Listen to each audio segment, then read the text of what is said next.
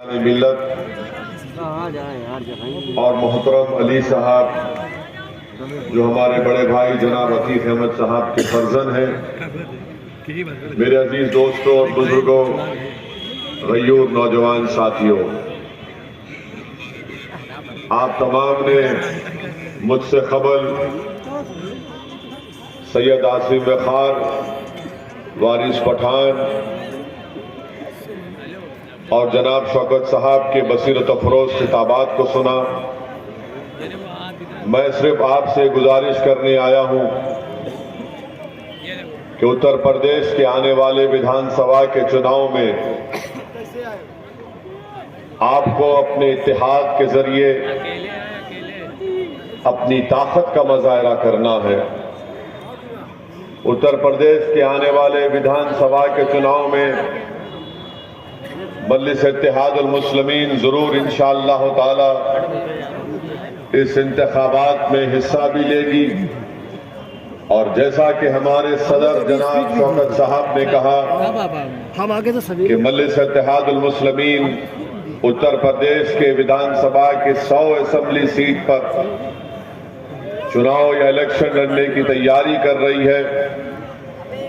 اور میں جناب شوکت صاحب کو اس بات کی اجازت دیتا ہوں کہ وہ مختلف جو دوسری چھوٹی چھوٹی پارٹیاں ہیں ان تمام سے بات کریں، اور میں نے پہلے ہی جماعت نے اس بات کا فیصلہ لے لیا تھا کہ اگر کوئی ہم سے الائنس یا اتحاد یا گٹھ بندھن کرنے کے لیے تیار ہے تو مجلس اتحاد المسلمین کے دروازے بھی کھلے ہیں۔ اب یہ وقت ہی بتائے گا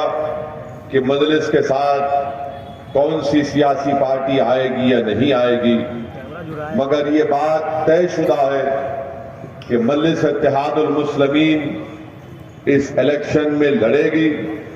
اور جو مجلس کے مخالفین یہ سمجھ رہے ہیں کہ مجلس کا موقف 5 سال پہلے جیسا تھا ویسا ہے، تو میں ان مخالفین مجلس کو بتانا چاہوں گا کہ 5 سال ایک لمبا عرصہ ہوتا ہے ایک سیاسی پارٹی کی زندگی میں۔ ہماری ذمہ داروں نے اتر پردیش مجلس اتحاد المسلمین کو مضبوط کیا، زمینی سطح پر سنگٹھن کو مضبوط کیا، اور پہلے سے زیادہ مجلس اتحاد المسلمین الحمدللہ اتر پردیش میں طاقتور موقف رکھتی ہے، اور یہ نظر آ جائے گا جیسے جیسے الیکشن کی تاریخ قریب آئے گی ان تمام لوگوں کو زمینی حقیقت کا پتہ چل جائے گا۔ میں آپ سے صرف یہی گزارش کرنے آیا ہوں، اور میں اپنی ہر تقریر میں اس بات کو کہتا ہوں، دہراتا ہوں کہ اتر پردیش میں مسلم اقلیت کو اپنی ایک سیاسی لیڈرشپ کو بنانا ہے۔ میں یہاں پر اتر پردیش میں اپنی مقبولیت میں اضافہ کرنے کے لیے نہیں آیا ہوں، نہ جتنے یہاں پر منچ پر، ڈائس پر، شینشین پر جو مجلس کے ذمہ دار بیٹھے ہیں وہ اپنی مقبولیت کے لیے یا اپنی انا کی تسکین کے لیے آپ کے درمیان میں آ کر تقاریر نہیں کر رہے۔ ہمارا یہاں پر آنا، ہمارا اس وِدھان سبھا کے چناؤ میں الیکشن لڑنا، ایک ہی ہمارا مقصد ہے کہ اتر پردیش کے مسلمانوں کو ان کا حصہ ملے۔ ہماری لڑائی حصے داری کی لڑائی ہے، اور ہم کو اپنا حصہ حاصل کرنا ہے۔ مجلس اتحاد المسلمین یہی چاہتی ہے کہ اتر پردیش میں مسلم اقلیت کی 19% آبادی ہے، اور اس 19% آبادی کو یہ ضروری ہے کہ وہ اپنی لیڈرشپ کو بنائیں۔ لڑائی حصے داری کی ہے، لڑائی سمجھوتے کی نہیں ہے، لڑائی اپنے مفادات کو بیچنے کی نہیں ہے، بلکہ اپنے مفادات کے تحفظ کی لڑائی ہے۔ لڑائی مسلمانوں کے حق کی لڑائی ہے، لڑائی مسلم ووٹوں کو بیچنے کی نہیں ہے۔ جو برسوں سے مسلم ووٹ کو بیچ رہے ہیں، میں ان دلالوں سے کہہ رہا ہوں کہ اب تم مسلم ووٹ کو نہیں بیچ سکو گے۔ ہم اپنے حق کی لڑائی لڑ رہے ہیں، حصے داری کی لڑائی لڑ رہے ہیں، ہم اپنی لیڈرشپ کو بنانے کی لڑائی لڑ رہے ہیں۔ میں آج یہاں پر سیساماؤ کی ودھان سبھا کے ان تمام لوگوں سے اپیل کرنے کے لیے آیا ہوں کہ اتر پردیش کی سیاست کو آپ مجھ سے بہتر جانتے ہیں۔ اتر پردیش کی سیاست میں ہر سماج نے اپنی ایک لیڈرشپ کو بنا لی ہے۔ اگر یادو سماج ہے تو یادو سماج سماجوادی پارٹی سے پوری طریقے سے وابستہ ہو چکا ہے۔ یادو سماج کا اتر پردیش میں 9% کے قریب ان کی آبادی ہے۔ ملائم سنگھ یادو کو مکھیہ منتری بنا دیا، پھر اکھلیش یادو کو بنا دیا۔ آپ وہیں پر چلے جائیے، بہوجن سماج جاٹواؤں نے بہن مایاوتی کو اپنا نیتا بنایا اور ان کو مکھیہ منتری بنایا۔ یہ بات بالکل سچ ہے کہ جب کبھی بھی سماجوادی پارٹی کی سرکار بنتی ہے، اتر پردیش کے ہر تھانے میں کم سے کم 2 آفیسرز یادو سماج کے تقرر ہو جاتے ہیں۔ یہ بات بالکل صحیح ہے کہ جب کبھی سماجوادی سرکار دی تھی، ٹھیکیدار اگر سب سے بڑا نام کسی ملتا تو یادو برادری کے ہو تھا۔ یہ بات بالکل سچ ہے کہ آج بی جے پی کی سرکار اتر پردیش میں، مگر آج اتر پردیش کے اگر آپ پولیس اسٹیشن اور تھانوں میں جائیں گے تو کم سے کم 2 ٹھاکر آفیسر آپ کو مل جائیں گے، اس لیے کہ مکھیہ منتری تو بی جے پی کا ہے،